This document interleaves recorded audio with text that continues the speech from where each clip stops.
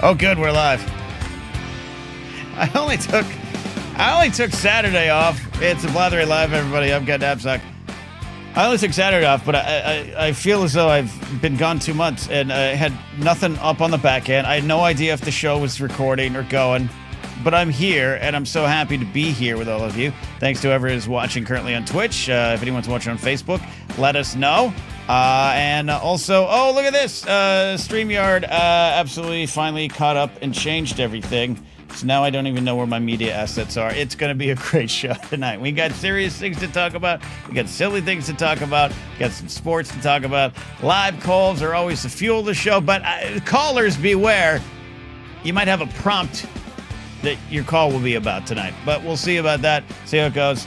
A lot going on. Like I said, appreciate all of you who've been supporting over on Patreon at patreon.com/Knapsack. Not only do you get to call into the show, this week you get a new Pop Rockin' Radio playlist already made, and yes, Oasis is on it. But also, you've been getting to watch the comedy archives, and more on the way. So far, the 2000 Groundlings Riding Lab class I was in, me from the year 2000 is up, and that includes a commentary track for Tier 1 supporters and higher. And then tomorrow will be the 2002 Part 1, end of the week 2002 Part 2. So hope you all have been enjoying that as we all swing in here. Producer Steve here in a second. Calls. Also, I apologize. Sometimes callers, I might have to instill a little rule. Call in once the show goes live. Call in once the show goes live, because you're in a business meeting now, so I might not have you around. We'll talk to Steve and see if I feel like an asshole saying that, but I realize some of that things. All right, I'm here. Hi, how are you? A lot of stuff going on in the world as always, and producer Steve will be in here in a second to help me get through some of that. I don't even know if I want to address, but I just want to talk about the tragedy currently unfolding, continuing to unfold in Texas with the floods. Now over 100 people confirmed dead was the last number I saw. I do have a lot of friends from Texas. Do have a lot of friends in Texas, and in this world where we can definitely look at red states and blue states, it is truly all people. And right now, tragedy is tragedy. I want to send my heart out to all those affected, and I've already spoken to some of my friends in Texas. That kind of stuff is on my mind. I am of the mind, though, and I'm not going to go in deep to it here. I am of the mind, though, that it's never too soon to talk about the reasons. While I understand the idea to, hey, just hold on, let them grieve. Yes, maybe so. I'm not one to comment on what the families want to do or say, but I do think we as a people, in a world in which this specific thing was warned about, when you're gutting services and you're gutting departments whose job is to maybe warn things, and you're seeing warn of these kind of weather situations and emergencies, and you're seeing that in effect, and it's exactly to what was kind of spoken about. This is the time to talk about it. Not necessarily on this show. I'm mentioning it here now, but I'm just saying in general, in life, face-to-face, text, phone calls, on the news. Yes, it's time to talk about it, because we are in a 12-second news cycle. Just like a shooting at a school, that's the time to talk about it. A sitting politician and her husband and dog were shot to death in their own home, and it's like a distant memory. We don't even mention it. And not for any nefarious reasons, not for any conspiracy reasons, not for anything other than we just move that fast now. So, yeah, the issue of what's going on and what has been going on is on display. And I for one, think it is the time to talk about it. Just like gun control should come up when, kids are killed in the safety of their school. But that doesn't mean I don't have a lot of empathy and pain for those directly affected. And all the reasons and all the arguments don't necessarily make them feel any better right now. So that's kind of where I'm at with that. But my heart goes out to all those directly affected. David McKay. This is it's not just my developing ADD. It's just the nature of the show. Something very serious, maybe a little anger behind my voice, and then someone makes me laugh in the comment section, like David McKay saying the trick is to never call in at all. That way you're never too early. That's the best. And Cameron's right. 12 seconds might be even generous. So anyways, there we go. That is that. But let's do this right now. Let's go ahead and bring in the two shot right now, producer Steve. And yes, let's get it out of the way. Steve trimmed up today. Steve, is there a story you can share about your face? And for those on the audio version, he's got a very pretty face. Thank you, Ken. Thank you again, as always, for having me. Hello, everybody. I missed you on Thursday. Yeah, the face is we took a 2 to the face on the razor, Ken. We took a 2 to the face. 2. So I know, yeah. Thanks, LQ. It's I'm not happy about it either. But to be fair, this is not totally shaved. Like I have hair on my face. Yeah. The baby reacts when she touches it, and it's like that's frictiony. Oh, that's cute. So I'm not smooth faced, but we're Right. close.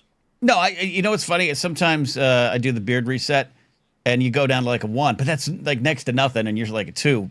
But after like the first or second day, I don't know how long you've had that, but it really does kind of return to normal in the mirror. You don't see the face 2 days after. But today, us seeing you for the first time, we're gonna have to mention it, and there you go. Mentioned. Yeah, this is 12 hours. So we're give me a week. Things will be back to normal. So gotta upkeep sometimes. It's just how it is. Yeah, I'm going pretty good. I discovered my barber and I worked on something good. So I've been doing this thing, Steve, where I'll do like a 2, a 3 into like a 4 into a 6, but I've gone even more specific where just this part gets like the 6, and then like this part gets like a 5, and then this gets a 4.5, 3, and a 2, and it's going to be a finer point. I finally unlocked the best way to do it. I'm excited. I'm just sharing my joy.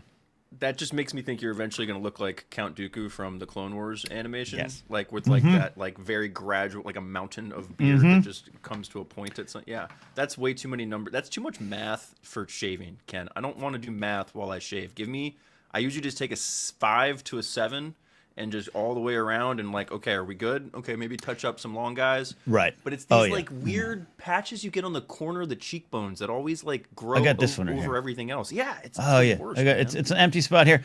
Yeah, and then the danglies and trying to trip it. But the important thing is though, you do have it's a little bit of a split level, and this is not something that everyone has to have, but for a long time, grew beards my whole life, didn't take the kind of care and detail on the care I needed to. So I just grew, and it just was like it was a rounded lump.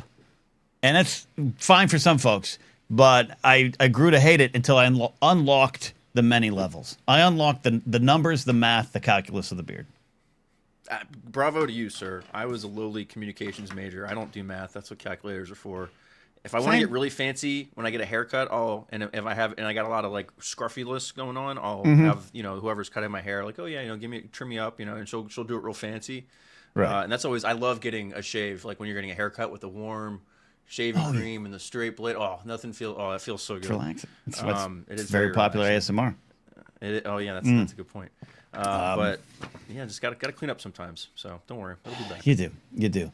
Looking at the world here, we're going to take a swing through some world, some politics, some other things, and also, the thumbnail, at least to start the show, I'm going to do a little better on changing the thumbnails out and making the titles a little more specific after the show. It's hard to predict what the show will be sometimes when it's AM radio that goes anywhere, when the calls kind of lead the conversation. But I did, it's post 4th of July, and the glow of the hot dogs has faded, Steve. And then I just said that on the thumbnail, but you in Discord, you've got some hot dog thoughts. I do. I have hot dog thoughts. I had thoughts on like where the hot dog eating contest went. I felt like this used to be a cornerstone of American culture, Ken. And I don't know if it was just monopolized by a couple of really good hot dog eaters, and then Netflix got it and things happened. But where did that go? You talk about so you're pro hot dog eating contest. I'm pro the culture and what we all used to gather around and care about it until Joey Chestnut and Kobayashi and these like professional eaters took everything over and decided we're going to make a mockery of your American culture and just say, no, we're just going to actually make this competitive. And it's not. I just want to see 12 schmucks up there stuffing their faces with hot dogs, and one dude eats 17 and one dude eats 16, and that's why he won. Not because we have the Michael Jordan of hot dog eating dunking on a bunch of mailmen. That isn't fun. I agree with you. I didn't know which way you're going to go with this, but I really agree with you. I used to think hot dog contests when they were covered by ESPN were pretty cool and fun, and not actually. I'll be honest, something maybe I wanted to compete in. I think I could do a good job. Maybe in my younger days, maybe not so much now. And then to find that, I don't know. I think there's joy taken out of it when it's almost down to a science. Not that we don't love science here, and sports are a science, but you know what I mean. Like where it's just like it was like there were some people in the movie Trivia Schmodown. I'm not, it's not a call out. It's not a shade. But at one point, it wasn't about the love of movies or what you just happen to know. It was what you can cram for 2 weeks. And that changed the nature of it. That's what you're describing with the hot dog contest. Exactly. This is the AAU-ification of hot dog eating. This is the baseball dads of hot dog eating. This is that one dude, I forgot his name, that was like the football quarterback prospect since he was like 8, and he burned out and flamed out by the time he got to college. Everyone thought he was going to be really good. I don't know, it was like the early 90s or something. Todd Marinovich? There you go. Sure. But a little before my time. You can't make a good story of a hot dog eater in a lab, Ken. I want yes. 10 dudes who look like they would really struggle to run a mile on a stage eating hot dogs, and I want it to be like actually competitive. It's not. It's like when we send our softball or soccer or basketball teams overseas, and we just obliterate these countries because they don't even have sports programs. It's what are we doing? We need to bring back integrity to the hot dog eating contest. That's what it's about. Integrity to stuffing sort of meat sticks down your gullet. That's what I want. But yeah, I didn't do much. I didn't do much for 4th of July, as I said I wasn't. I did have a show that night. It was a weird show. I ended up having to host the show, which is great, fine, but I wasn't told about it, so I was a little grumpy, but I had a good show. And on the way home, this is very Californian, but on the way home, I was parked near Olive. Olive turns into Barham. I'm sure you all know that. Olive is a long street from Burbank to Studio City in Universal City. And the fireworks had just started when I got in my car, Steve. And the big Universal City display at Universal Studios. And I drove at a very comfortable pace all the way down Olive, and I watched the fireworks all the way to the point when I got under it, the grand finale happened. And Steve, I actually got oddly emotional. Not necessarily for anything because of our country, but because this was also my first national holiday alone in 8 years. And I was driving home to an empty house, and the fireworks were beautiful. But I had a good 4th of July. Did you have any good 4th activities? I did. I was a little worried how your story was going to go there, Ken. I thought you were going to be like, and I thought I was taking like artillery fire, like driving home because there were just rockets and explosions. And I totally forgot it was 4th of July because, I wasn't doing anything. So all these things are blowing up ahead of me. And then I stopped and stopped crying and realized, oh no, this is a nice sweet moment. So I'm glad that it wasn't that. Yeah, that's fine. I was just alone. No, I had a good 4th of July weekend. I traveled up to Central New York to see some family. And we had a family reunion, which was an interesting time, to say the least. But I played a lot of golf, drank a lot of beer, got sunburned, which is part of the reason why I'm wearing long sleeves. My shoulders are on fire. My ears are red as hell. It's yeah. I'm not going to make a huge point of it, but look how good you look in that long sleeve hoodie. Oh, thank you. Look at that. Look at all the sleeves. Nothing short. Wow. Nothing that looks like it'd be what you need for a golf meeting. Okay, it's all good. No, well, I was just say I wore a lot of polos this weekend, Ken. You'd be proud. But they were all on the golf course. I've been watching a lot of Oasis this weekend. The band looks great. The 2 Cardiff shows. But I was watching some old clips. I forgot how many really shitty 90s British polos Noel Gallagher wore. So it even stands with him. Yeah, but they wore them in a way that didn't fit in a stylish kind of way. It's almost like disrespecting the polo in a way. It's like ironically wearing the polo. So yes, I'm not going to tell Liam Gallagher what he can or can't. And I think rock stars, or just basically anyone from the greater UK area, you're just going to pull off something a little bit more than us generic Americans. But good. Hey, also you're out there watching, listening live. Leave a comment. I want to know if you had a good 4th of July for whatever you got up to. Let's talk about it. Let's do it. I did not have any special food. I've been really good. I've been really good with my food and my workouts and all that stuff. So I had some leftover pasta, some salad, but some good breakfast. So it was all good. All good. But we're going to take a swing through the real world here, producer Steve. First up, your thoughts, and then I'll give my thoughts, because I haven't taken a full swing through it, though I have a lot of thoughts. I will say I have a lot of thoughts on something I haven't taken a full educated swing through, I will admit. But hey, Pam Bondi, where are the files at, Pam? Come on, Pammy. Where are the files at? The files are in the computer, Ken. No, this is one of my favorite stories. I thought America's favorite press secretary, Ken, I looked at my screen and I panicked because I thought I was muted, but guess what? I haven't done that today, so bravo to me. You good. Caroline Leavitt, her press conference I thought was very funny, talking about how, I think the Attorney General very clearly said that the papers and the files she had on her desk were the things relating to the case itself, right? Not necessarily the client. She dodged, like she was doing some Neo level dodging on that, and that was coming from a Ducey at Fox News. That wasn't just from like the Associated Press or a real. That was like the most newsy question, by the way, I've ever heard a Fox entity ever say. Like a Fox News person was like, "Hey, Pam Bondi said there were files on the desk. She said I have the files on my." I'm reviewing desk. them. The files are on the papers are on my desk. I'm looking at the papers. And then, so the guy's like, "Hey, where are the papers?" And Karen's like, "No, the paper. We're talking about the minutia of papers and what are papers, Ken? What really are papers? What are people? What are papers? Yeah, this is all conjunction." Yeah, it depends on what your definition of the word is, or the papers is. Cameron Stewart says the files that are on Hunter Biden's laptop. I do love that. Yeah, and I did watch the videos today, and you know, you've had these folks get into office and proclaim, now that we're in power, we're going to find that list. We're going to share that list, and the truth will come out. The truth will come out. And then, you know, Bondi, who's still kind of a MAGA outsider, she's an insider, but she's an outsider, versus like Kash Patel and Dan Bongino, who've been carrying the torch on podcasts for years, and they're coming in. They've been saying this stuff for years, and she's like, I'm going to get some cred too. And then she's caught at a restaurant. Like there's like a hidden camera. Someone asked her, and she's like, "This says there's like thousands of names." And by the way, we never want to belittle the actual victims of this, situation, at Epstein Island. All that stuff is there, but it's not even humor, Steve. It's actually anger and frustration I have that we've gotten this far. The deeper they go, the less they're going to reveal, because one, either they know what's actually in them and they're like, or much like I feel with the aliens. Once you get the Area 51 files and find out, it's just like a research facility. It's deep in the desert. We don't want anyone there. And you kind of are faced with the truth that you've been, that goes against the lies you've been selling. Yeah, to me, the thing that's never made the most sense about all of this, Ken, is when did Jeffrey Epstein die? 2018 or something like that. I want to say.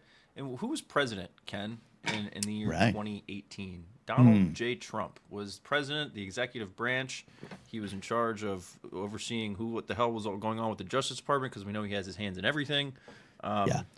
This whole story has always just been the biggest, like, ooh, look at this thing over here. I know I don't want to deflect with the whole distraction stuff, but this story to me has always been the muddy waters they like to play in to try to make liberals look over dramatic, and oh my gosh, you guys are into conspiracy theories and everybody's a pedophile, and it's just projection, right? It's the brand, it's the projection part of the GOP, and I think the Pam Bondi part of this is just a cherry on top of, these are not serious people. Like between Pam Bondi, RFK, Hegseth, like the people we have in charge of these institutions of whom we just tripled budgets for and just gave on blank checks to just throw people that don't look like them into, camps concentrating specific groups of people, Ken, however you want to put that. However you want to phrase it.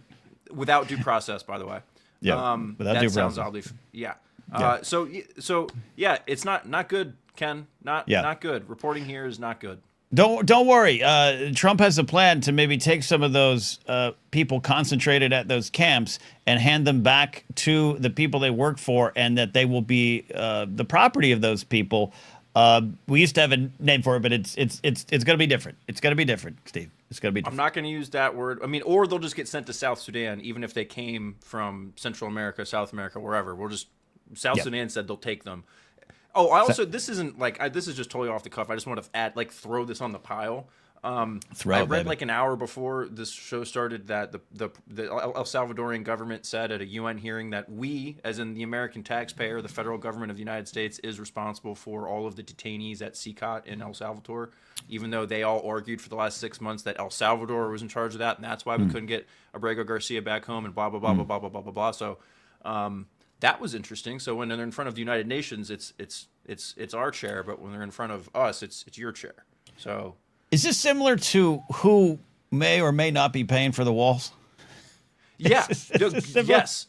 May or may not be paying for the walls. May absolutely be paying for the alligator camps in Florida and soon to be South Carolina if Kristi Noem, or not Kristi Noem, whoever it was.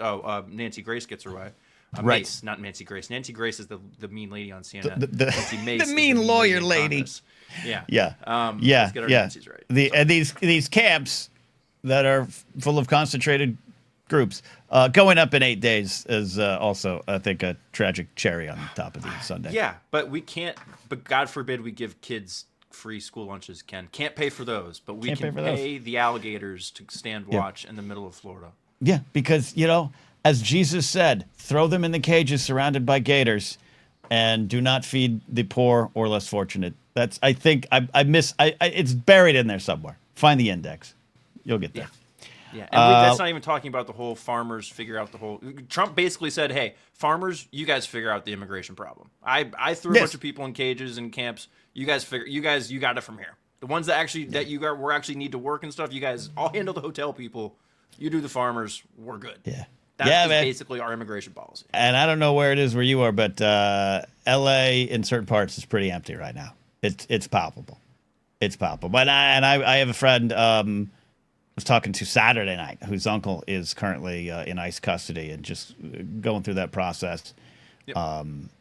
Again, even under, normal whatever normal circumstances are with the immigration and I'm someone that understands that immigration is an issue worldwide, whether agree or not. This isn't new. ICE isn't new. Right. But to just hear step by step the process and the difference of it now versus maybe what it was. And the vile, vindictive nature behind it is what's just as shocking. But hey, don't worry, Steve.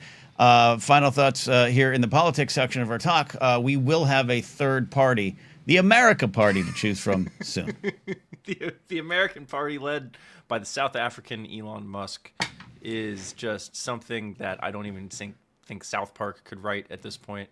I'm excited to see what their take will be on it because I'm sure it will be good, but. As the world turns between Elon and Trump continues, I think this is one of the best. This is why we need print media to not die as much, because this would have been great actual tabloid stuff back in the day. Like I would have missed the great witty People magazine covers of Trump and Elon, like the Reader's Digest, whatever like the grocery store end aisle things were of Elon and Trump like bickering at each other with like graphics behind them and stuff like that. Like Star Magazine. Yeah. National Enquirer. I mean, they're still roughly there. You still, if you headed to a Ralph's or a Kroger's, if you're over east of the Mississippi, they're still there, but it's not as much. Yeah, I know what you mean. It doesn't have the cultural juice it used to. Though. Exactly. So that's a wreck. And Elon keeps acting like the kidding class who's like, oh, I've got this like. Elon is on the world politics stage like my dad or my uncle worked at Nintendo, so I will kind of like I can tell you things that you don't know, but I'm never actually going to tell you those things. So Elon's going to talk about how he was in the government for 6 months and knows all the secrets and knows where the aliens are and knows all this kind of stuff. You know what I mean? But he won't actually give us any of the answers. Just like what he's dangling the Epstein thing and with Trump and all the I'm gonna he's played around with it. Don't mess with me. I'm gonna really he's just like an abusive boyfriend. By the way, not good, Ken. More not good. More not good. More not good. We're trying to find our way forward. We're trying to survive, which leads to one of our main questions for the night. And I pitch it to you, Steve, because it was you pitched it to me. So it sounds like it comes from me because it has to do with 7-Eleven. But you pitched this question, and I want your answer, my answer, and maybe the answer from those out in the audience. Yes. So the question is, Ken, I just want to picture a scenario, right? This is, I don't know why, but I immediately thought of Sophia and the Golden Girls, like 1934, Sicily. Picture it. No, Ken, picture it. Burbank, 7-Eleven, 2:34 in the afternoon, the middle of the summer. Okay. Right. Ken walks into a 7-Eleven. Ding dong. As soon as Ken walks into the 7-Eleven, he starts looking around. He's like, "Oh, what am I gonna get today? We're gonna do a taquito. We're gonna get a. Yeah. We're gonna do some kind of a nice drink or something like that." And all of a sudden, flash in the background. Ken. Okay. This 7-Eleven makes it. Nothing else makes it. But this 7-Eleven was somehow insulated. You can grab. What are the fives? You have to get out quick. So you're like, I can only carry 5 thins. I gotta get out. I gotta get back to the squirrels at home. God knows what's going on there. What are you taking out of the 7-Eleven in your survival situation? How is 7-Eleven going to keep you alive when civilization has ended? This is where I'm a Viking. I'm in. I've said hello to Jimmy. Jimmy! And he goes, hey, pal, hey, buddy. We have that conversation. Flash happens. I don't even know what the Flash is, and I can't. I don't have time to worry about the Flash. I will make a quick right to the cherry cheese Danish section. I'll grab one of those. Then I'm gonna flip around and I'm gonna head to the back to the fresh section. And I'm not going for the pizza. I'm not going for the taquitos or the wings, Steve. I'm going for things in packages. I'm gonna try to grab a tuna. I'm gonna try to grab an egg, and they have the peanut butter and jelly. So how many items do I get? 5. 5. So I'm at 4. I got a cherry Danish. I got a tuna sandwich. I got an egg salad sandwich. I got a peanut butter and jelly for breakfast. There's 2 in that pack. So the final thing, I'm going to race around and I'm going to go get the 7-Eleven brand electrolyte drink that they got right next to the Gatorades. Because you're going to need your electrolytes when you're trying to survive the apocalypse. It's free, and so, you're not even going to get the brand stuff. You're still going to get the 7-Eleven version. Yeah. Now, wow. Okay. But having said that, the reason I do that is it's a little bit better for the price. But I realize now, as I think that and say that out loud, maybe I'm not worrying about paying Jimmy on my way out. But maybe Jimmy and I are just going. Yeah, no, Jimmy's going to be like, yo, can I come with you to check on the squirrels? I can carry 5 more things. Like, let's, Oh, but then he's going to want some. He's going to want some. Don't worry about Jimmy, Ken. This is about you. Jimmy's dead. Okay, Jimmy's not dead. dead. I didn't say that. Jeez, I didn't kill Jimmy. Goodness gracious. I'm just, for the sake of the question, give me your 5. Give me your 5 things. I want yours here. Alan Smith, How he long says, does a cherry Danish last, Ken? Well, Steve, I got to tell you, I don't know, because it's never lasted more than 20 minutes from the point of purchase to wherever I am. I do not. Alan Smithy has answered 3-hour-old taquito, big gulp combo of Coke, Sprite, Dr. Pepper. Ooh, that, if you got time, I worry about the time. Put a pin in that one. Sweet tarts, American Spirits, cigarettes, and a bottle of Old Harper. Alan Smithy thought bigger. He went bigger scale, and I really respect it. He's got the idea. That's more how you do it. Right. I went straight for the sweets. He's like, we all are going to need to have cigarettes to get drunk.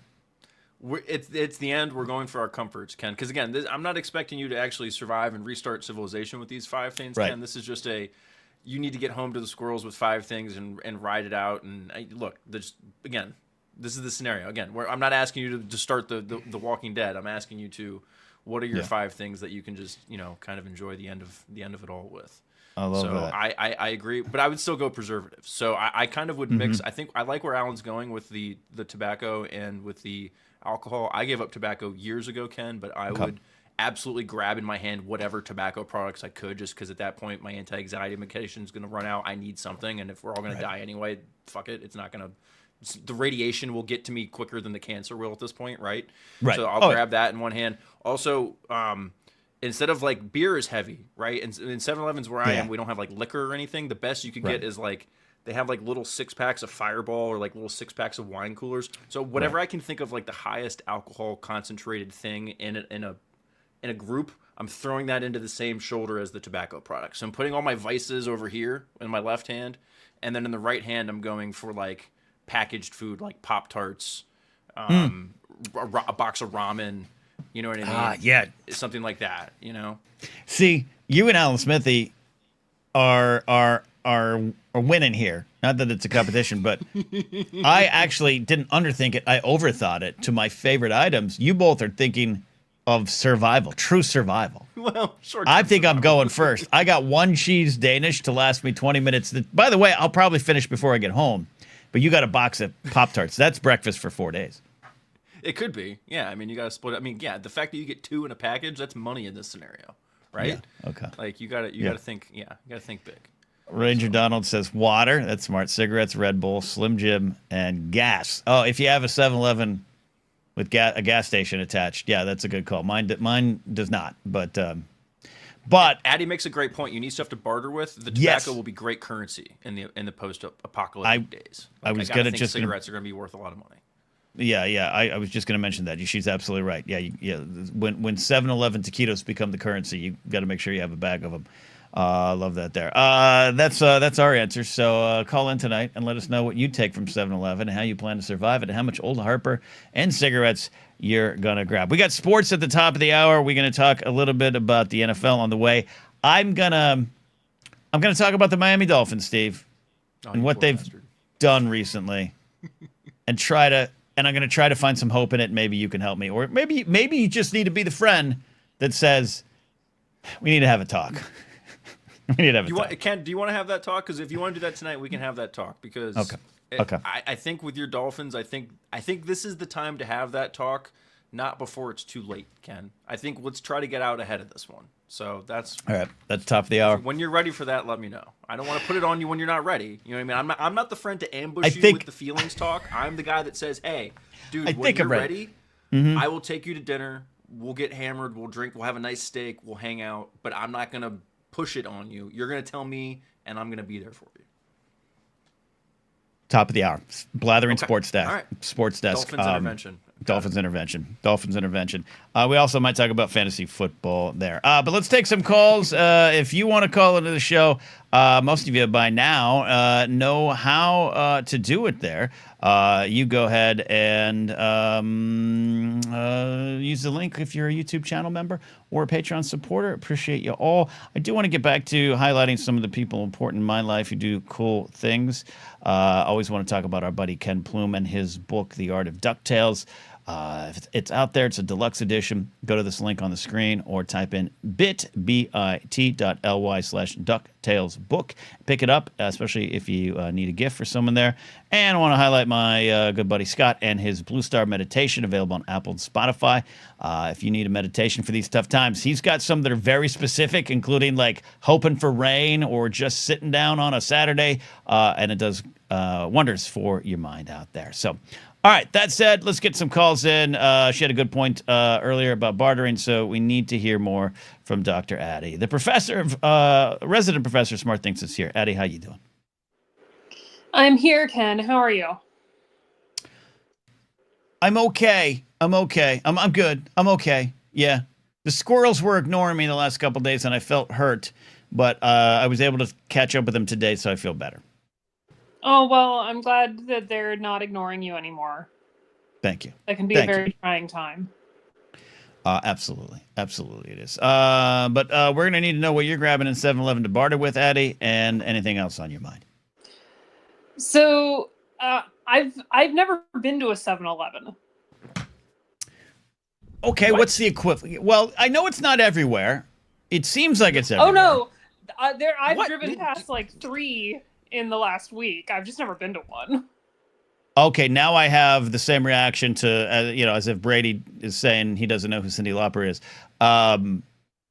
Okay, Addy, let's walk through this. Steve, help me here. Addy, why? Just no judgment zone. Why? I honestly don't have an answer. I don't know why. There are 8,800 7-Elevens in the United States. And I've never set foot in a single one of them. But have you okay, so is it do you have preconceived notions? Do you go into gas station stores and marts? Is there an equivalent? I don't know, like what do they call them, Steve? Like Buc-ee's or I know, train stops or Wiggly Squigglies or something. Do you just avoid all these? You're confusing convenience stores and grocery stores and gas stations. Piggly Wigglies and Wawas and Sheetz are different things. Damn it, we live in a civilized society over here. What the hell is the Sheetz? It's like a Wawa. It's like a Buc-ee's. What the hell's a Wawa and a Buc-ee's? I'm not going to take this slander. You're not going to slander Wawa like this and think it's okay. Wawa is the gold standard when it comes to a place where you can fill up your car and get a sandwich. It does not. Okay. It's just that is. I've heard of it. Like it's better than a pub sub, and pub subs are really good. See, okay, I need to get back out and travel more because I've only seen a Buc-ee's from the freeway in Houston. Someone pointed like, "There's a Buc-ee's." Someone get there. All right, Circle K is another good one. Now we got the Buc-ee's and Sheets battle going on. But so Okay, so Addie, yeah. I feel like this might. So okay, I don't go to convenience stores unless I need gas. So that. Like, But don't you go to a gas station?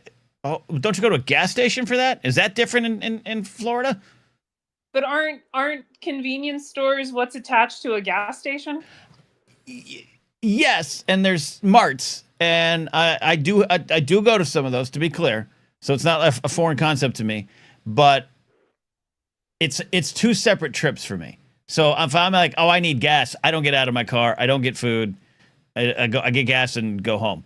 But if I'm like, oh, I'm going to 7-Eleven or a convenience store, that's a separate trip. But you're combining it. And I guess my question is, and Steve, jump in here too, because you live in another part of the world. Is that viewed differently here as it is out there? This is exactly why lawyers get paid so much and why law degrees are so goddamn expensive, is because there are so many different meanings for words, and we have absolutely no idea what either of us are talking about. Addie, go ahead.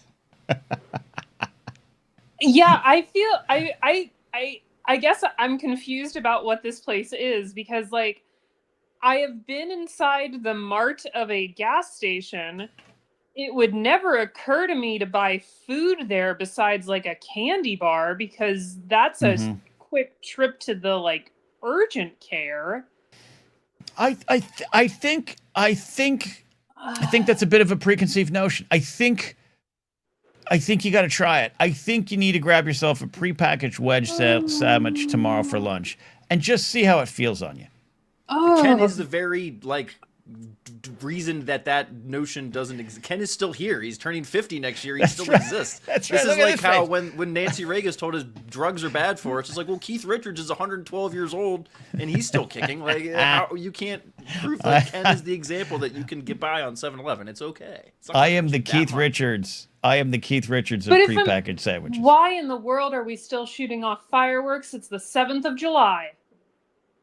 Oh, someone in your neighborhood? Yeah, I have those. It's like, what are we doing? Good We won the war. We won the war. Win the war. Yeah. Okay. I'm sorry. It just started. I got distracted. By the way, you have not provided a wrong answer, Addie. I'm just fascinated by this. As someone who goes to 7-Elevens a lot and has made a brand on eating crappy food at convenience stores. Nothing you're saying is wrong. I'm curious. I guess I'm oh my gosh. I'm just confused because I don't know. I would never, that wouldn't be my first thought for, like, if I'm going to get fast food, I'm just going to go to a fast food restaurant. What am I getting at 7-Eleven that I can't get at places? But see, therein lies the rub or the difference. In my mind, 7-Eleven is on the fast food side. I see it as that. And so if I'm like, ooh, I should get a fast food dinner tonight. Should I go to 7-Eleven, McDonald's, Jack in the Box? Whereas I think what you're explaining, again, not wrong, you're looking at gas in a candy bar, where I look at 7-Eleven as a food source. Right. I'm looking at gas in a candy bar, and to finish that point, I've never stopped at a 7-Eleven for gas because I have this weird problem where I only buy gas from gas stations that are red, white, and blue. Jesus Christ.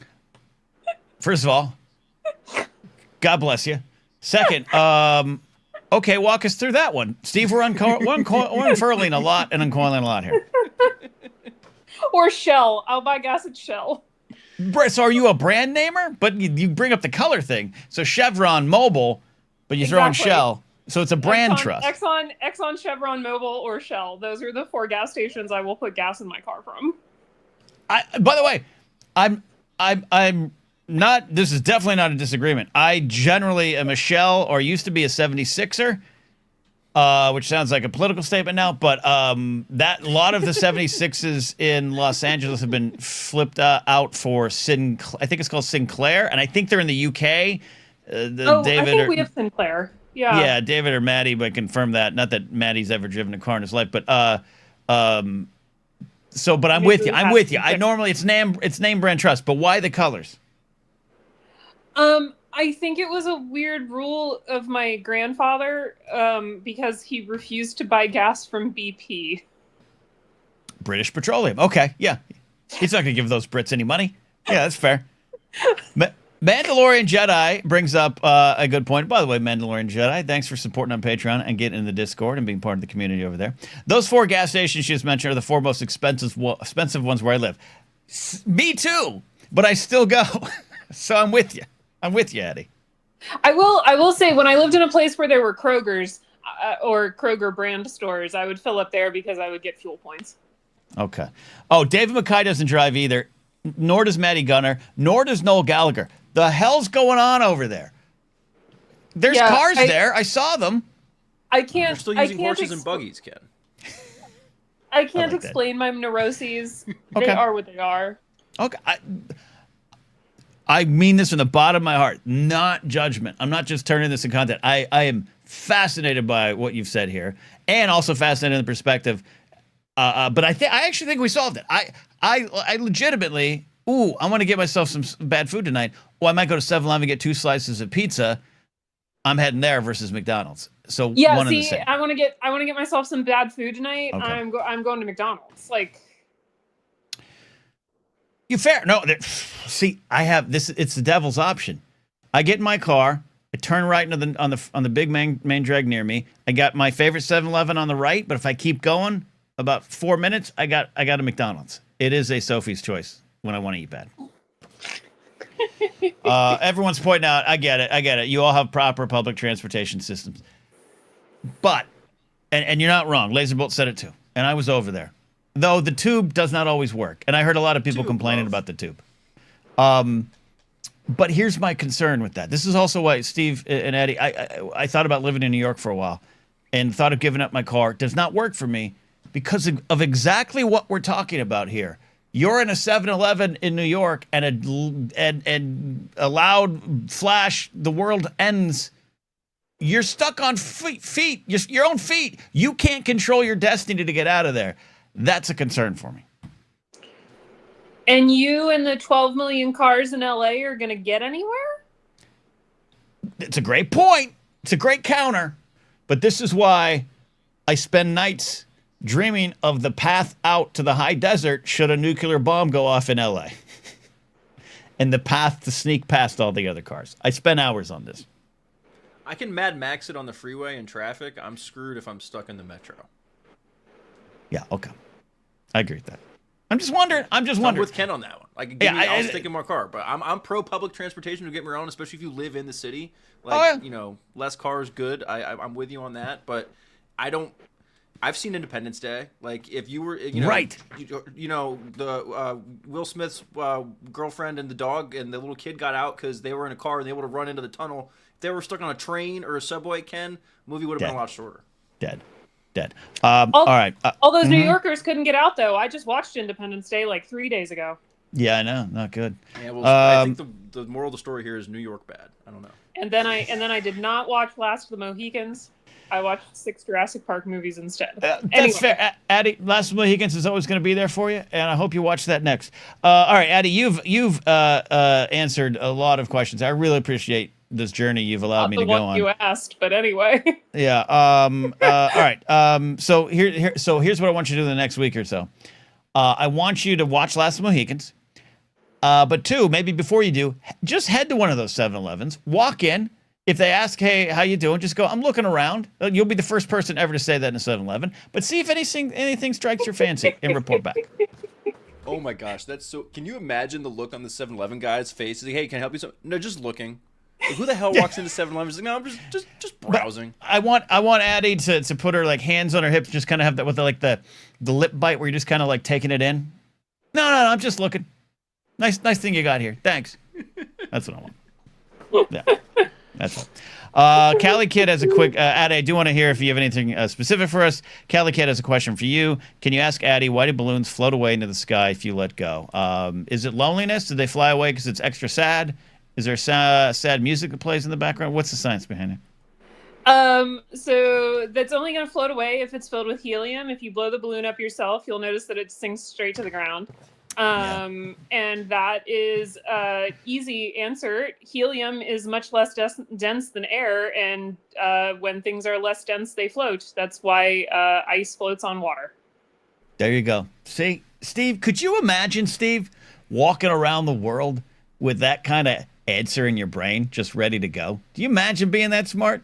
Or I'm over here going, not that taquito, that one. She's over there like, let me tell you. This is why we need to make sure we fund the things that Dr. Addy and other scientists are doing, Ken, because we're going to stop giving them money. They're going to stop doing what they do, and then we're not going to know if it's raining or snowing or tornadoes or if, all sorts of bad stuff is going to happen. So I agree with that. Pay the teachers. To add to the answer, that's also why radon is only ever a problem in basements. Radon is much more dense than air, so it sinks. I'm more dense than air. All right, Eddie, before I let you go, Jared's going to answer these questions. We're going to talk about 7-Elevens in Boston. I don't even know if they have them in Boston. I guess to answer the question that I did not answer, I'm just going to grab water and cigarettes so that I'm hydrated and can barter for the things I didn't think to pick up at the 7-Eleven. That's beautiful. No, that's well done. Asked and answered, as we say around here. Lovely. All right, quickly, anything else on your mind before I let you go? Because I definitely took you on a journey. You did take me on a journey. Can I have your permission to take you on a journey real quick? A quick journey. Let's do it. Okay. I have a potentially heavy question for you, and this is how I'm going to leave you for the month of July, because I will not be calling in for the rest of the month. There you go. Addie hates us, everybody. She's packing up her bags and her microscopes and heading home. No, pretty much. I'm leaving the playground. And it is not. I'm just now realizing as I'm saying this, it is not related to the question I am about to ask you. But how do you deal with not showing up to things because you convince yourself that no one wants you there? Okay. So would you like an example? Yes. Okay. Most recently, I purposefully did not show up to the Force Center live stream at the end of last month because I was convinced no one wanted to hear from me. Just in the live chat or the call-in? Both. Okay. So false, right? This is not true. People want you there and you got great questions, but I understand if you have an anxiety about it and it might come from a spot that feels real to you. So as much as I can say not true, you still feeling it. I don't have that problem. I have the other problem, and I'm saying this without like I'm a Gallagher brother and I'm arrogant. I sometimes feel as though I have to go because the expectation is I'm needed, wanted, and enjoyed at said locations, even though I don't necessarily want to go. But it's not out of like, oh, everyone. It's just like I don't want to let people down. So, case in point, I did go someplace Saturday night, kind of impromptu, and I'm glad I did because I got to say goodbye to some swell people leaving the state.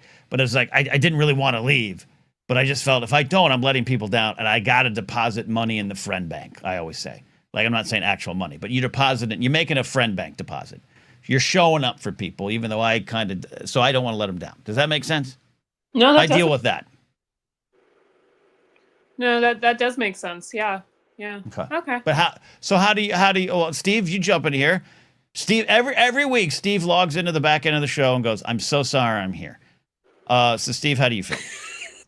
Do I really say it like that? I mean, I try to be grateful, but no, it's first of all, Addie, I don't want you. Let me just say the obvious thing and say no. I don't think anyone really feels that way. Everyone loves hearing from you, obviously, but no, producer Chief has anxiety. I deal with it. I do things to treat those kinds of feelings and stuff like that. They're real things. I think it's totally normal to here. The thing that I hold on to, Addie, is dear God, no one thinks about us a 0.5% as much as we think about ourselves, right? Right. In those situations. So as soon as I started like believing that, I started allowing myself to not. It let me put myself out there a little bit more, and not feel that way so much. You know what I mean? So no, I don't want you to feel that way. This also makes me think back to the first time Brady ever called in and how nervous Brady was when he called in. He's like, "Oh man, I'm so I wanted to like." And we were like, "Oh no, Brady, you're great. Like you got this. And now he's like, seasoned pro. You know what I mean? It's like now Brady calls in and he's like, All right, I got 4 pages of notes. We're going to go through this. He puts You all sit presentations down. together. You all Yeah. sit down. It's amazing. Or there's soap in the bathroom. It's one or the other. Yeah, well, there's that too. Yeah, and look, I do feel it. The one area I do feel it is you've actually kind of described, Addie, the anxiety or the struggle, the depression I feel when I have to, when I do a stand-up show and it's not clicking, where the anxiety clicks in that I go there thinking no one wants me there as a comic and no one in the audience thinks I belong there. None of that's true. And it's up to me to just stand on the stage and be where I belong. But in my head, I think what you're thinking of, like, no one wants me here, so what if I just didn't do this? And it's hard. So that's why I do understand that. But when it comes to social situations outside of that or other entertainment areas, everything, I don't want to let other people down. So I'll maybe even show up when I don't want to. Good on you. All right, but you're here. You're wanted here, Addie, and we'll trade. And well, look, we're gonna miss you, okay? But enjoy your time away from a lot of things. I will miss you all as well. I was originally going to have science on Thursday, and then, like a silly goose, I bought myself tickets to go see Superman instead, because I forgot what day of the week it was. You're gonna do that. That is the better choice right now. That is the better choice. So, yeah, and then I'm going to be out. I'm going to be hopefully enjoying some much needed R&R. This summer has sucked a lot. Enjoy from a science perspective. So, cool. We're going to get do out. Well. We will look forward to your return. Thank you, Dr. Addie. Everyone, when you sign off, go look at all the comments. Everyone loves having you here. Thank you. All right, Dr. Addie, at top of the hour, or a little bit after, we are going to be having a little sports conversation, a little Blathering Sports Desk. I've rebranded it as the Blathering Sports Desk, Steve, and I've discovered that I can't say sports desk. It's a tough one. Yeah, it's a tough don't one. say it 5 times fast. You might get in trouble on that one. But we're having a lot of fun in the Discord with all of the new sports areas. A lot of fun. So another plug for the Discord. If you are not already on the Patreon, get in the Discord because you're missing out if you're not there. We're having fun. This next caller, I'm going to, Jared the Tie Pilot calling in here. I got to, Jared, when I put together the Blathering Sports Desk Discord category, I forgot hockey. And I scrambled to go back to make sure that I would actually not hear from you. Well, I mean, it is the best sport. Look, you love it, so and I love it too. But I wanted you to have a place to talk about it. So, anyways, Jared the Tie Pilot is here. So first, you must answer the question: what are you taking from a 7-Eleven or an equivalent location if you need to survive? A case of Mountain Dew. Then I exit the 7-Eleven and go to the dispensary, hopefully next to said 7-Eleven, to get my herbal refreshments that will keep me from becoming a warlord in the apocalypse. Yeah. I absolutely love. So you're hitting 2 locations, basically. But if I have to just stick to the gas station style location, as a man who's worked and managed those locations, I know in the back room there's a company called J Polyp that does all the deliveries of the snacky cakes, the foods, the cigarettes, pretty much everything. They come in those nice big gray cases that like interlock as you close the lids. Yeah, I'll grab 5 of those cases because they're randomly thrown shit in there. So you're getting chips, candies, beverages, cigarettes. Yeah. So it's like a survival grab bag. Basically. As someone who has worked at these locations and lives in a different part of the country, and we love Boston, we got no problems with Boston. What do you weigh in on this gas convenience versus fast food kind of conversation we have got going? I do separate them. Like a convenience store / gas station is its own commodity because I do consider it like the old school, like mini mart. Like, yes, I can get fast food there, but I also can get a bottle of mayonnaise there and, some windshield wiper fluid. So it's as the name suggests, it is convenient, that one-stop shop. But, as far as fast food goes, it's either if I'm broke, McDonald's, because there's one every 3 seconds away from each other, or my preferred is Jersey Mike's. You said that in chat. I do love Jersey Mike's. I don't know if I have the credit card room to get a sandwich right now, but If you play it right, that's a meal for at least 2 days. I don't play it right. I finish it all. I was gonna say, no, that's a 20-minute meal. Yeah. Oh yeah. But I've been going enough where the point system has rewarded me in the fact that I get many a free sub. You know, it's why, Mark Ellis travels so much. Some of those hotel rooms are free because of the points. You're living the good life, Jared. You're doing it right at Jersey Mike's. What is your Jersey Mike of choice?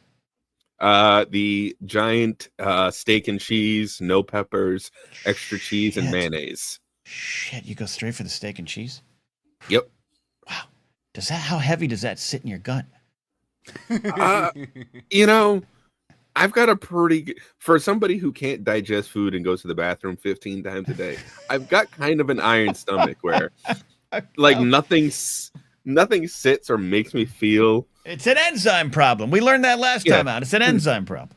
I don't know if you get to say I have an iron stomach and also say I go to the bathroom 15 times a day. I'm not trying to. But it doesn't hurt, Steve. In any way. I'm just saying like that just doesn't. Know, that seems. It's an inconvenience. It's not a bother. It's not a I'm gonna have an accident if I don't run to the bathroom. It's time to go again. We're learning a lot. I don't even know if we wanted to, but we're learning a lot. Yeah, I was gonna say a lot. A lot non-consensual. Hey. Anyway, sorry. Listen here, Stevie. What is on your mind today, Jared? Well, I had made a post on Blue Sky that I thought was fun, and I wanted to get you and Steve's and the chat's thoughts on this. I want you guys to think of a random, just something that you have off the top of your head, random Mount Rushmore of insert something. For example, the one I posted on my Blue Sky was my Mount Rushmore of skateboarders, of which I did Jay Adams, Rodney Mullen, Stacy Peralta, and Tony Hawk. And I could explain my reasons, but that was my random Mount Rushmore. So do you, Steve, and chat have a random Mount Rushmore on the top of your head that you carry in your soul? I'm working on it. Steve, well, you knew, and you're working on your sound here too. So, do I sound better now? No, you sound worse. Oh, fantastic. You sound like Jared's always running a little hot too, but that's because he's from Boston. And he likes hockey and he's in a punk band. It sounds like you're broadcasting like Grover from Sesame Street, where you're like, "Here, far." Like that's what's going on. Oh, I'm not that far. Okay. The problem is for Jared, you're a random Mount Rushmore that you just carry around in your soul. Okay. It might be. I'm sure for you, Ken. I'm assuming you would have one for baseball, music, football, radio hosts, stuff like that. Yeah, you'd think, but it's probably more likely ice cream flavors. I mean, that's fine. You're Mount Rushmore of ice cream flavors. Mint chip, but not the white chocolate mint chip. Straight up mint chip. Chocolate malted crunch, which is a thrifty speciality. I don't know if that's worldwide, but it's to die for. There's other versions, but there was something special about the thrifty version of chocolate malted crunch. Then I will probably put in like a strawberry cheesecake, and then I'm leaving the fourth spot open. If you guys all listen to Monday Morning Show, I mentioned a flavor I'm willing to try. I can't wait to try. I'm going to reward myself. Banana pudding ice cream. That's around the corner from me at a shop. I think it's going to be so good. I'm going to put it up there. Interesting. Those are quite unique flavors. See, First Rate Nate is with me. Thrifty ice cream is the best. And even after Thrifties became Rite Aids, they like we know what we got. We're keeping it thrifty. So go into Rite Aid to get the thrifty ice cream there. All right. There you go. Christopher Watts has a good one here. People, if I saw them in person, I immediately burst into tears.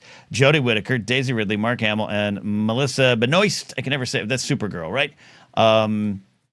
I've been around 3 of those 4 people. Mark, Daisy, I stood about 4 feet from at the Last Jedi premiere at the after party. ravishing, just a wonderful human being that just glows. And Jodie Whittaker, I was at a Comic-Con party when at the height of her Doctor Who powers, and she just was standing there. I didn't have much to say, but she, yeah, there you go. That's good. Jared, the Dark Jedi, says he could do a Rushmore. For most things, pretty easy. All right, do it, Jared. I challenge it. Tully's got a great one.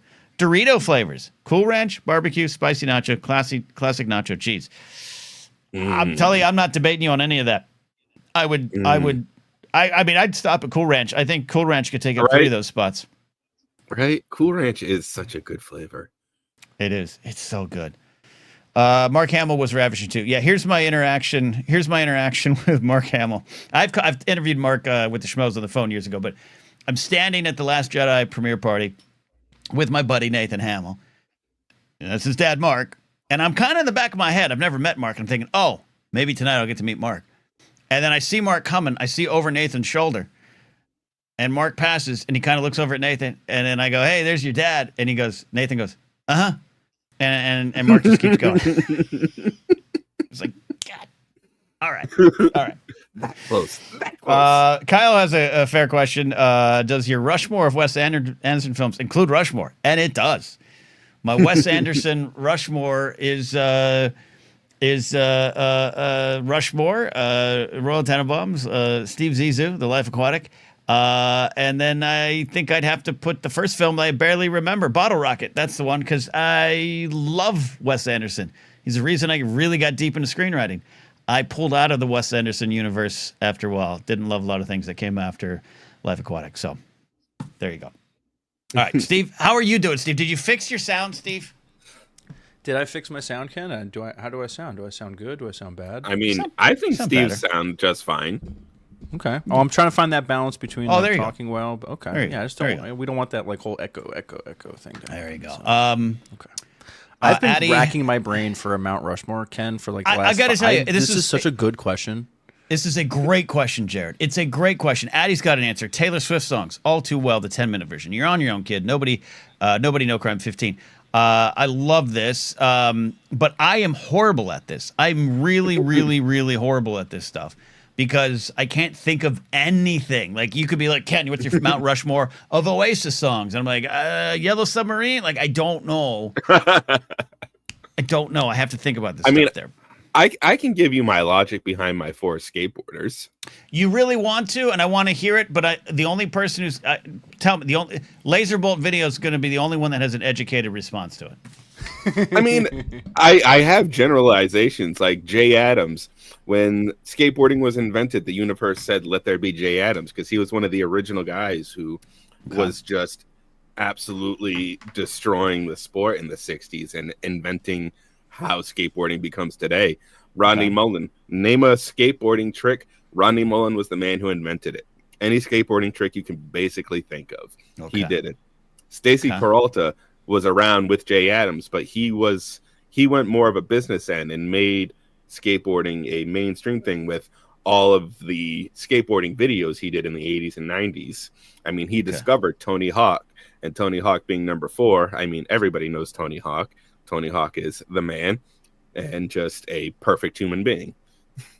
Yeah, he is. I was watching Laserbolt on Laserbolt's channel. You all should subscribe to Laserbolt videos. He had his Tony Hawk 3 and 4 playthrough. I was watching a bit of that, and he was skating with Tony Hawk. And Tony's Tony. Love that there. I'm going to let you go, Jared, but I have one final thing, okay? Yeah. And this is from Laserbolt, who, of course, as we know, does his Friday night flights videos where he and his friends get in their flight simulator planes and they fly live together. They hang out. It's a good time. You all should watch.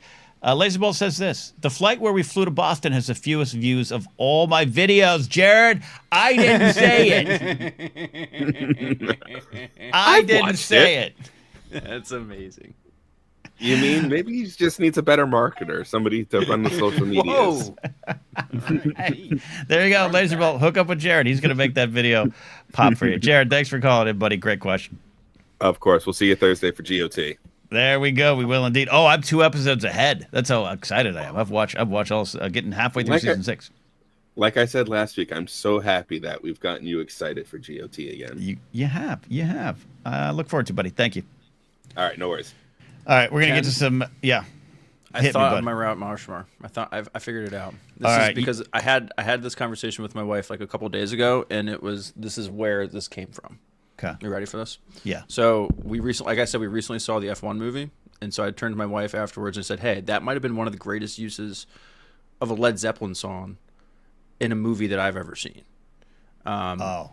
And I really enjoyed it. So this is my route Marshmore is the top 4 uses of a Led Zeppelin song in a movie.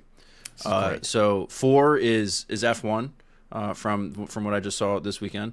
What do they use? Whole Lotta Love? Yeah, use Whole Lotta Love in the beginning. It was like the opening montage to kind of like it was really, really good. Yeah. Number 3 is Kashmir. Okay. From Fast Times at Ridgemont High, when he tells Ramon tells what's his face to put on the second side of Led Zeppelin 4, and and then Kashmir starts playing and they're trying to like make out on the couch and it was super awkward. Okay. Love this. Number 2 is the attempt of Stairway to Heaven in Wayne's World. Or Wayne's World 2.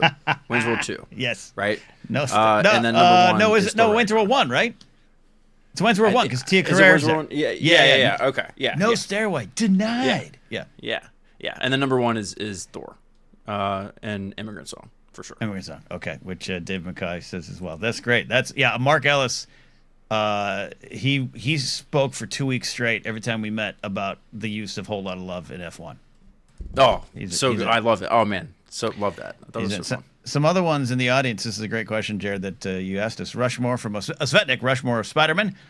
Toby, Andrew, Christopher Daniel Barnes, Josh Keaton. David McKay says, my Rushmore of Disney Star Wars movies, Force Awakens, Rogue One Solo, and The Rise of Skywalker. Great list. David wants to sit at a bar with me and argue about Last Jedi. I know what David's up to, and I'm not. I think I respect his thoughts on it. Jared the Dark Jedi, got to be Rey, Qui-Gon, Stellan, Geos, and Kenobi for the Jedi Rushmore. That's a great list. Love all those. That's a great list. Stellan, Geos. Even though I kind of didn't go deep into High Republic after Phase 1, I do love Stellan. Geos. Elzar Mann is my guy. Why? Because he's a Jedi that fucks. All right, Rancher Donald, temperatures. This is the best answer tonight. Temperatures. Yes, I saw this too. This 20 is degrees, amazing. 55 degrees, 70 degrees, and 85. I don't disagree with any of these. I have experiences with all of these temperatures to walk me through it. So I grew up where my hometown of Arroyo Grande, California, is always 72 degrees, generally speaking. Morning fog burns off, 72 degrees, cold at the night. 85 is a great temperature because I have to go to this lunch tomorrow. I have to step outside, and it's going to be like 91. And initially it was going to be like 85, and I thought, oh, that's great. I can wear my hat or beanie. But 91, I can't. And then 55 is kind of the temperature in which David Letterman would lower his studio when he was the host of Late Night and the Late Show. It's because he wanted the audience cold because he felt, and I think it's true, that's how they pay more attention and they laugh and they interact more. It's about 55 degrees. So I used to turn my radio station down to 55 degrees until I got in trouble by the boss who was like, you're causing us to have a lot of money spent on the AC. And then 20 degrees, because when I wish Kingsport Cal was here, 20 degrees, I was in Johnson City, Tennessee, walking around, and it was 20 degrees, but I was in a T-shirt because I got so just acclimated to the weather, it felt like a cool spring day. So, Donald, I love all your temperatures. All the temperatures are great. 85, put me in the water, or it's some kind of water activity. 72, perfect golfing weather. 55, perfect tailgating weather. 20, perfect snow activity weather. So I love that. Nailed it. Perfect. All right. Should we do some sports? We'll get to Brady. Oh, yeah. We'll get to Sean. We'll do a little Blathering Sports Desk here. We're going to do the Miami Dolphin intervention, but 59 days, Steve, is that correct, from the NFL season kicking off? 59 days until the NFL season kicks off, and I had some notes on this. Let me find I have notes on things, Ken. So, yeah, we have 59 days until the NFL season kicks off, so I wrote down some things, Ken, that happened within 59 days, okay? Love it. So these are things that lasted 59 days. The Irish Republic of Connacht in 1798, Ken, lasted 59 days. 59 days is 6 mooches, or if you remember from was it the communications director for Donald Trump and V1 of the Trump presidency, Scaramucci? Yes. He was fired after like some like 13 days or some crazy, I don't know what the actual Right. math is, 11 and a half days, whatever. So we called it a mooch. So 6 mooches in 59 days. So you can do the math there. Okay. Love that. Blockbuster's streaming service, Ken, lasted 59 days. And my New Year's resolution, Resolution. that's a tough New Year's resolution. Lasted 59 days. I don't remember what that one was, but I thought that would be a funny joke, and I wanted to think of one at a time. You nailed it. Yeah, thanks, love this. And you're talking about season 1, week 1 proper, right? Or are you talking about training camp? I'm talking Eagles, Cowboys, Thursday night, NFL kickoff, football that counts is back. Football counts. Yeah, I don't watch training camp. That's practice. I'll keep up on the news. I don't need to watch a training camp game. It's practice. But yes. Yes, of course. No, I like watching. I will watch preseason football just as a second screen of like, oh, okay, we're getting warmed up. Like this is. It just feels good, Ken. It just feels good. The sounds, hearing the whistles, old dudes holding chains and striped shirts. Things like half-empty stadiums I'm good with, but the sounds of pads hitting each other, it makes me happy. Yeah. No, I'm with you. I'll turn on a game, but I pay attention. I'll check the scores, but also check the box scores and who plays, who's injured. I'll keep up on the Dolphins. It's not that I don't pay attention to training camp when I'm full into my NFL mode, but come on. I wait for that. I wait for that Thursday. They're talking about. That's fair. I don't gamble on the preseason. So for anyone who thinks I'm a real degenerate, I don't go that far. I don't gamble on the preseason. We That's were where I starting draw to be the line worried. in the sand. Yeah. Starting to be worried. All right. Little order of business, and then we'll get into the Miami stuff. You're pushing here. I think you could probably get some people to have like a, and I'll say right now, I don't know if I'd be in it, but a Blathering fantasy football league this year, like through Yahoo or something. Yes, no, I'll set it up. I'll be the commish. I'll organize things. But I'm sure we will. I'm sure we could easily get 12 Blatherites out there to do a fantasy football league. We'll put some kind of fun prize in it in some way. But we'll get that organized here sometime in end of July and into August. We'll look at like a 12-team league, see what kind of interest we get. If we get 14 people, we'll do 14, and we'll convince Ken to get in there in some way and get involved in some way, whether he's actually as a team or if you just have some kind of, you could be our commissioner de facto and announce the picks at the draft or something like that.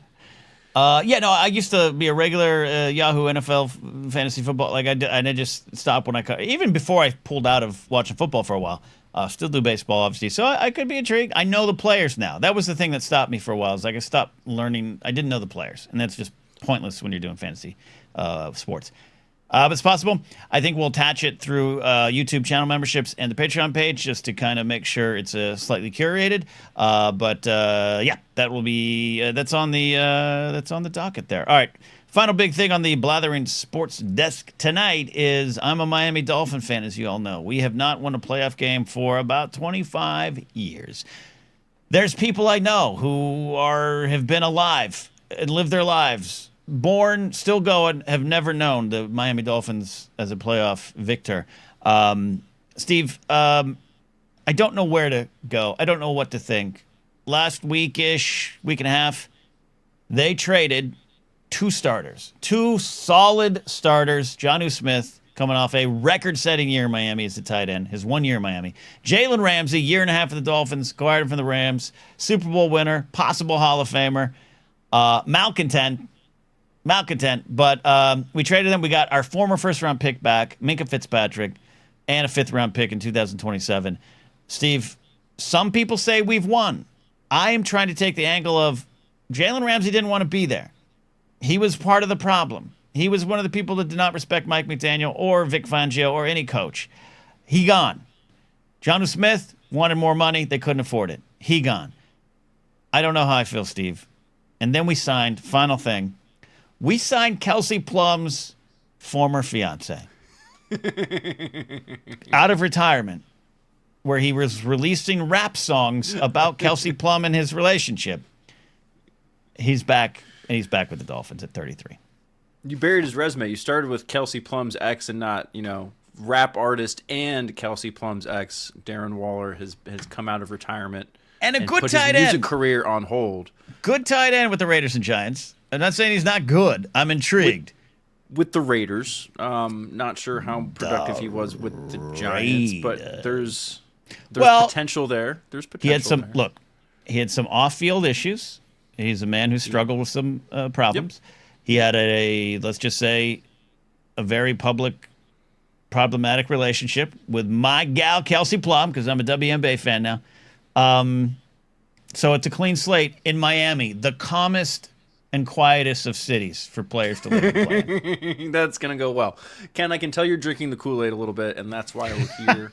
That is why we're hold on. Will McClain, Fitzpatrick is the best player of all those. All right? Hit me. Fitzpatrick? Ryan Fitzpatrick? Who are we talking about? Minka Fitzpatrick. Oh, Minka Fitzpatrick. I was like, what are you talking about? Yeah, well, I was going to say, the only way the Dolphins won this trade, Ken, is that you don't need to pay the social media guy to Photoshop a Dolphins jersey onto Minka Fitzpatrick. Because you can just go That's look the at, only win? That's the only win.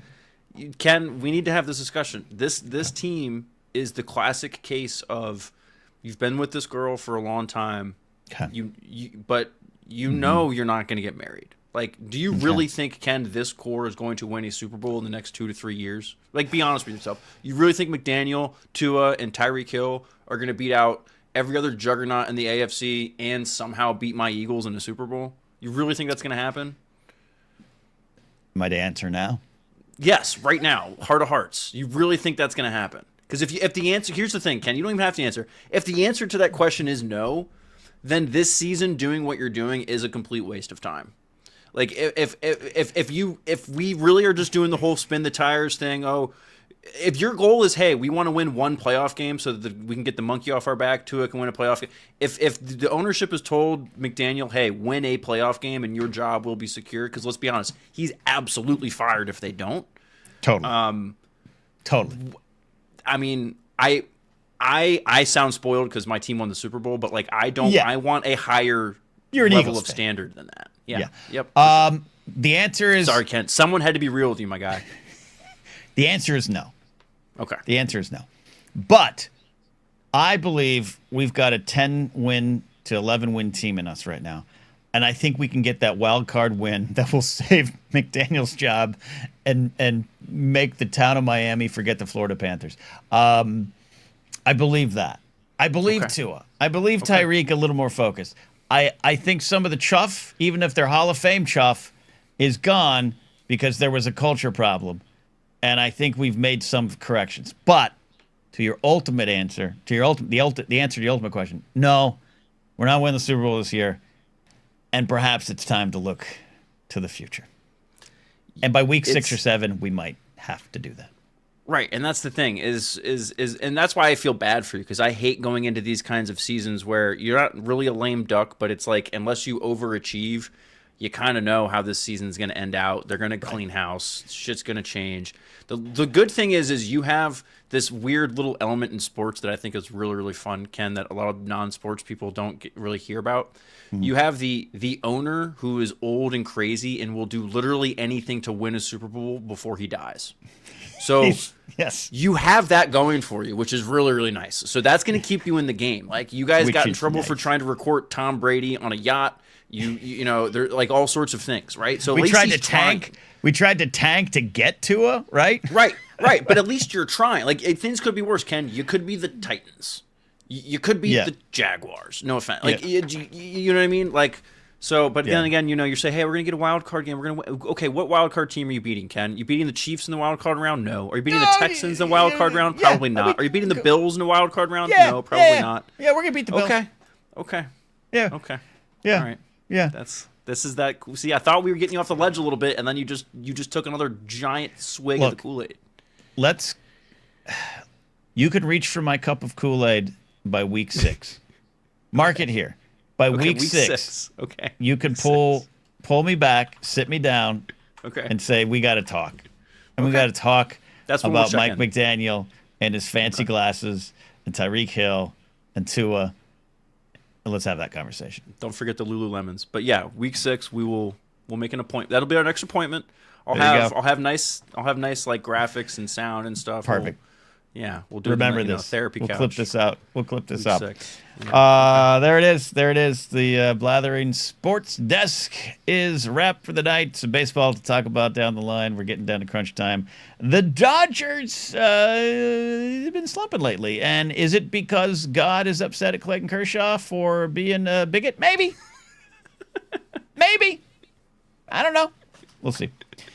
I had to pull back in my fantasy baseball league because a lot of my friends in the league are Dodger fans, and a lot of them went to Kershaw's 3,000 strikeout game, and it's quite an accomplishment. He's a great pitcher, but they were all like in our chat, like, "Yay!" And I just was like wanted to type, "Sorry, ain't celebrating a homophobic bigot," but I didn't, Steve, and I'm proud of myself. I know a lot of Caps fans, Ken. I deal with the whole Ovechkin thing. I've heard so many excuses, especially from liberals lately, about Alex Ovechkin, but we're past that part of the show today. We're past that. We're past that. All right, that's the sports desk. Let's take some calls here while we can. We got Brady. Sean was lined up. He'll call back. Brady, the confident caller that is 8984M, a.k.a. Brady, a.k.a. Kyrie. How you doing, buddy? Hello. I'm doing all right. How are you? I'm good, man. You know what? First of all, I want to get your 7-Eleven answer. But what do you feel about what Steve said? I think it's true. Your first calls to now, you're ready for like morning radio calls. Oh, I appreciate the compliment, Steve. But I don't know if I'm ready for morning radio. Okay, we'll get you there. We'll get you there. One thing is that I don't know how to call into morning radio. You know what? I'll be honest. I don't think most people do anymore. That's the problem. That's why we're here on YouTube. Like, real question: is there a line, a phone number that everyone knows? Well, to the individual stations, yes. Are you? Brady thinks it's like writing to the North Pole. There's just one address. There's one magical phone number we all call. No, it's the station. In my days, it was 1-800-549-BEAR because we were California's rock and roll bear, KBR 95. Wait, how does it work when you have like letters in the phone number? Oh dear. Oh God, Brady. There is on the keypad. There are usually 3, maybe 4, but 3 letters that correspond to it. So bear, whatever those BEAR, whatever those numbers are, that it's on that pad. Did you ever have to deal with the sending texts where you had to click a button 3 times to get the letter you wanted? Hello? Yeah. Or you cut out a bit. Okay. Did you ever text? When did you first start texting, Brady? Okay, I know what you're talking about, but my next question is like, don't some phones not have letters on them? I think they do. I don't know. And there's probably some weird, like, young millennial Gen Z, like, let's all get razors. Like, it's silly. But okay, you at least know that. All right. Yeah. All right. Anyways. Wow. Okay. Brady, we love you. What are you going to get in a 7-Eleven if you got to survive the end of the world? 5 items. What are you going to grab? 7-Eleven or a convenience store that's equivalent? I'm going to assume that I am at a Japanese 7-Eleven. Okay. Korean 7-Eleven. Okay. And I'm getting, I'm going to do a complete American pronunciation. I'm going to get a onigiri. Okay. Sorry, JMB. And do you know what an onigiri is? No, please explain. Oh, okay. It's like a. I know what a T9 phone system to text on is, but I don't know an origiri. It's like a rice ball. You know, it has some filling, maybe. What? I'm in. Yeah. It's a rice ball. Has a little filling, maybe some tuna, or it could be anything. I've seen fried chicken in it as well, and it's wrapped in like some seaweed, so you can hold on to it. And the rice doesn't stick to your fingers. This is great. Yeah, it's a hand food. I love hand foods. Yeah. LQ says you gotta pronounce that R. How do you say it? R. How do you say it? Oh yeah, you gotta do like the Japanese R. It's onigiri. It's pronounced like Oh, I failed to mute. Sorry. Onigiri. It's pronounced like a D, like onigiri. Onigiri. When you give me 3 R's and tell me it's a D, that's when my American brain just starts screaming about feet at inches and Fahrenheit. Fahrenheit. Okay. All right. So that's one thing. Yeah. Oh, yeah. That's one thing. And the sandos, the Japanese sandwiches. Okay. One. Yep. Okay. It's 2. 2. A diet soda, like maybe Are you getting okay? You just grabbing a soda?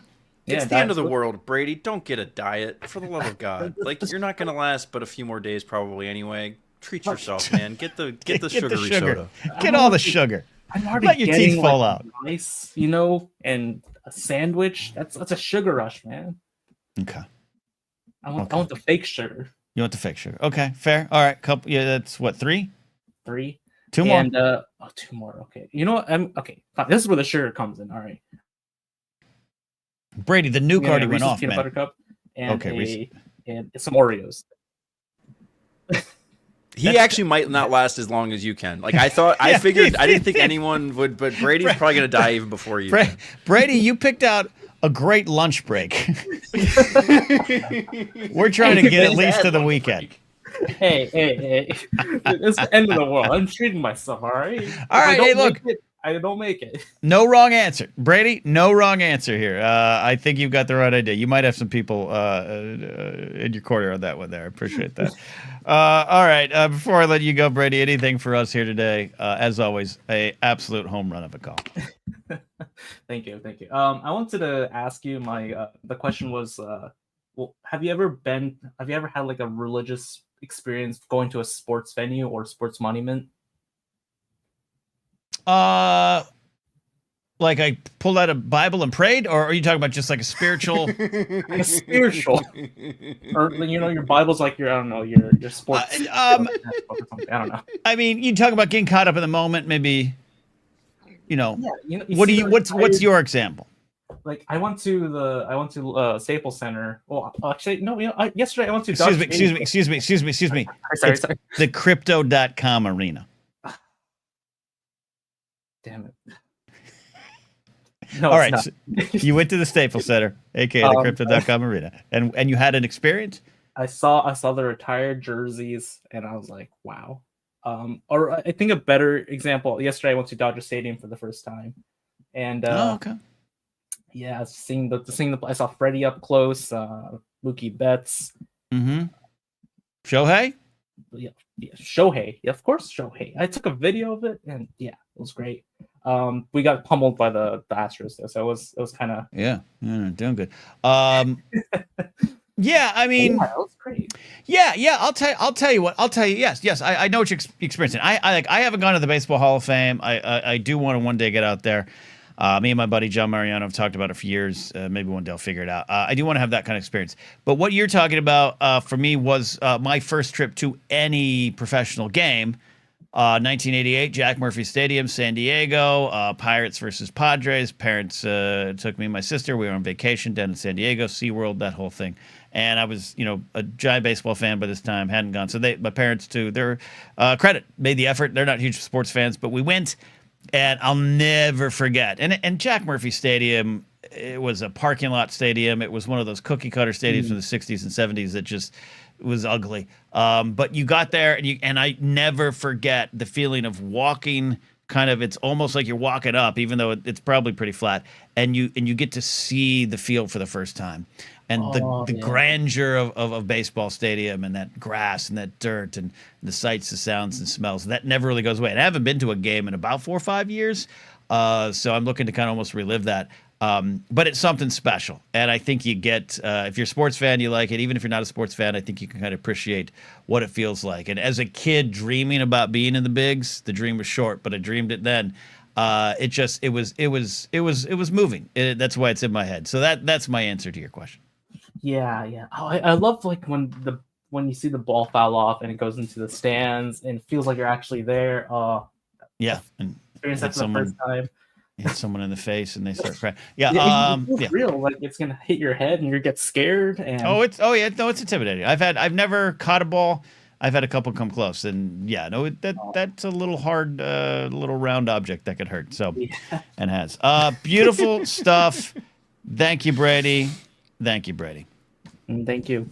All right, Steve, you had an experience like that at the sports stadium. Jared's talking about the first time at Fenway. It was a spiritual feeling. I got to go in that bar in center field. I looked out to it, and I get it, and I absolutely did the whole walk around Fenway. As much as I give Jared shit about Boston, I absolutely loved my time at Fenway there. So, Jared, thank you. But Steve, you? Yeah, I do have a good one, and this is an unexpected one. This is not like one of my teams. I went to my freshman year of college. I went to a University of Tennessee football game. They were playing the Georgia Bulldogs. This was back when Matthew Stafford was the quarterback at Tennessee. Eric Berry, I believe, was the one of the best defensive backs in the country. He was really good in the NFL for a long time. His career was cut short because cancer, blah, blah, blah, blah. He played for Tennessee at that time. Anyway, there were 110,000 people in that football stadium, Ken. I'm not a Tennessee fan. I'm not a Georgia fan. I didn't really care. I was there because I was trying to, spend the weekend with a very nice young lady who attended the University of Tennessee. That you went on to marry. Nope. But anyway, we had a fantastic weekend, and that I'm not a religious person, Ken, but that experience made me I remember looking at everything and being like, oh, this is why organized religion ruled the world for 2,000 years, and in many ways still does. Yes. I get it. I get it. It makes sense. Because these people look around, they all sing Rocky Top from every first down to if at that time it was Lane Kiffin was the coach, if he adjusted his visor, they would sing Rocky Top. That's how religious this experience. For the love of God, Tennessee, find literally anything else to sing for a first down. Just throw something else in there every once in a while. We got to do something other than Rocky Top. But anyway, as Addy says, it's a cult. It is a cult, but it was I get it. I was I understand why people have these religious experiences with sports like that, because it was there was 110,101 people. I remember when they showed the attendance on the screen. Wow. Yeah. And it was just I was oh, it was just a collective of oh, I get it now. I totally get it. Yeah. It was crazy. I understand. It was crazy. Yeah, I've Ranger Donald once again has a great answer. I was high on, let's say, unnamed substances and drunk at a Phillies game, and I thought it was flying. If that counts, Donald, that not only counts, that is the ultimate answer there. Alan Smithy says, I felt that way about the Schmodown. Is that why you said, are you an angel when you met me at the Schmodown? There you go. All right, let's one final call here of the night. We got Sean checking in, who's probably got to go to Yankee Stadium, where I have not had a chance to go to Yankee Stadium. How you doing, Shawnee? All good so far, brother. How you making out? I haven't made out in about 3 years. But all right, so did you get to go to the old Yankee Stadium? I did. How was that? Tell me about that.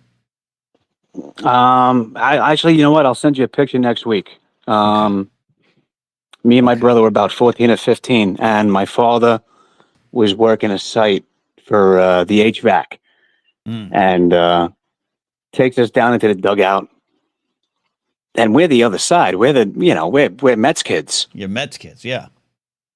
But we're sitting in the house that Babe built. Yeah, We're feeling the history, Okay. 1926. Yeah, it's there. You feel the ghosts. Lovely. They got to put up the cushioning on the roof of the dugout when they would jump up for a home run. I'm thinking, how many guys knock themselves out for home runs?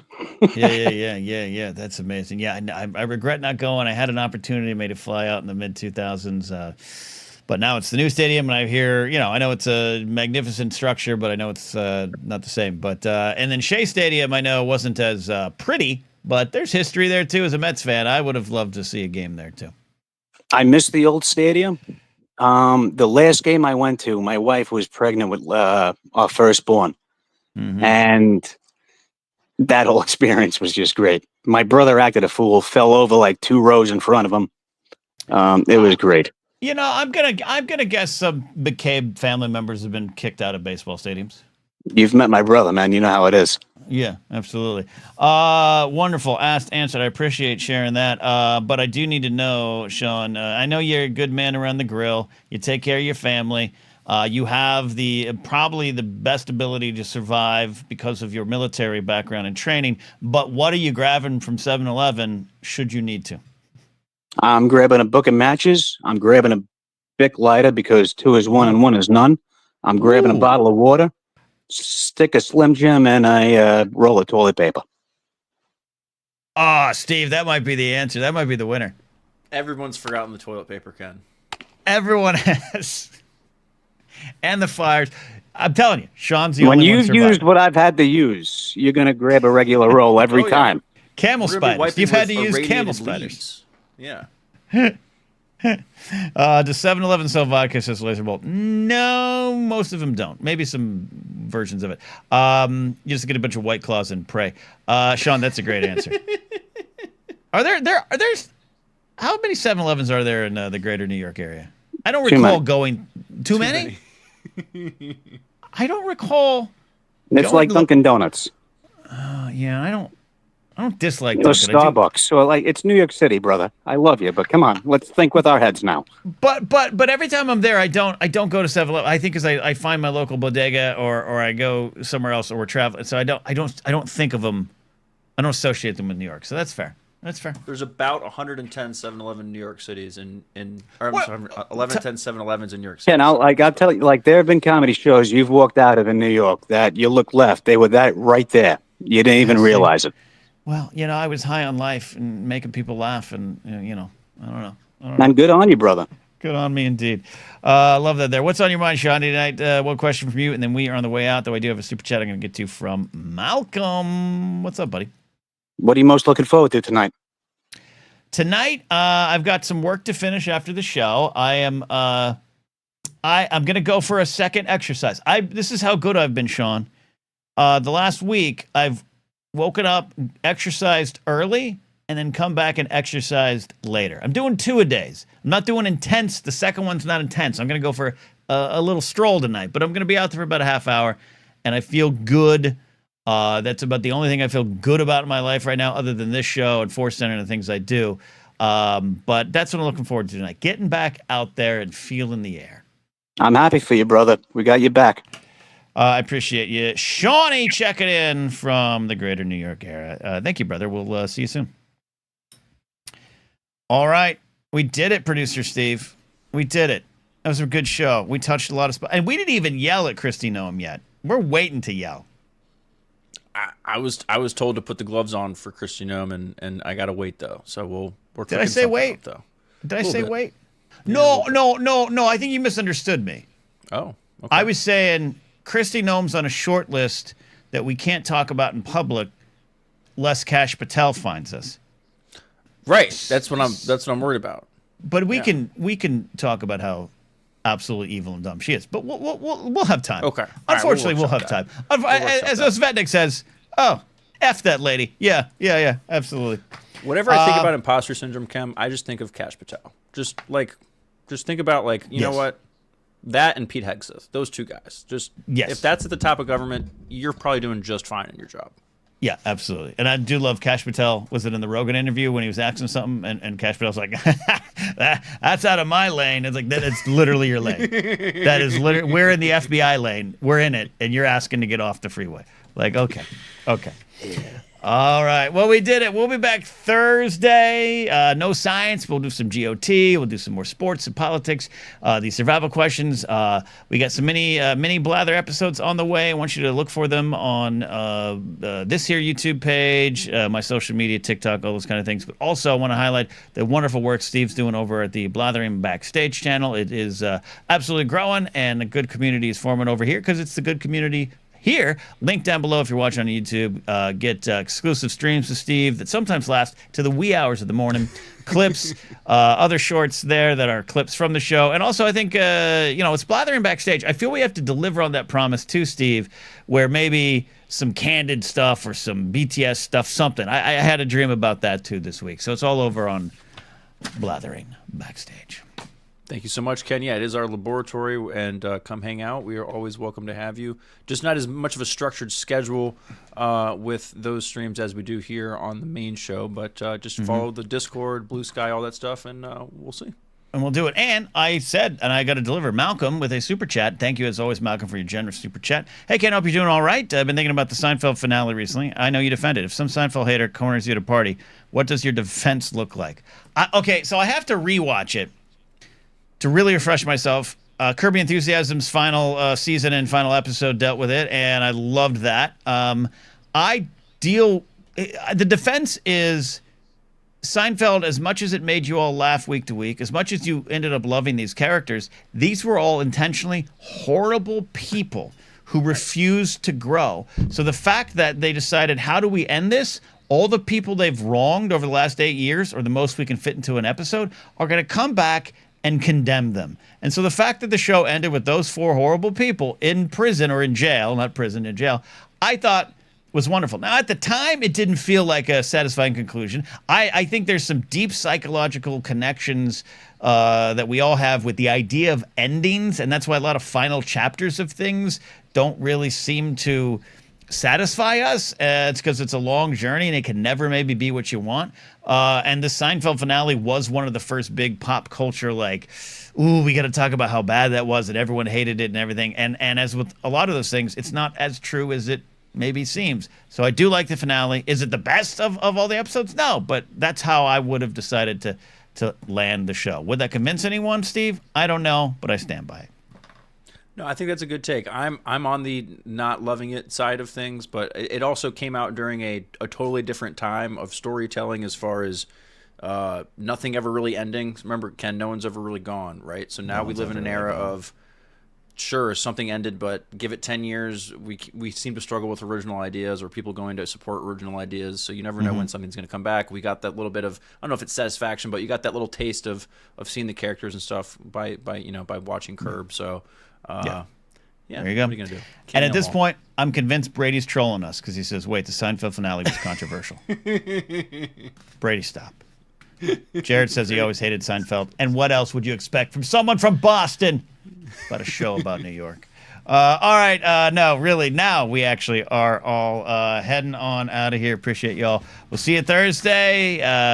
Squirrel is your squirrel moment of Zen every Saturday on my Instagram, TikTok, or here on the YouTube channel. It's been fun. I got some video today. It's going to be good. We'll see y'all soon.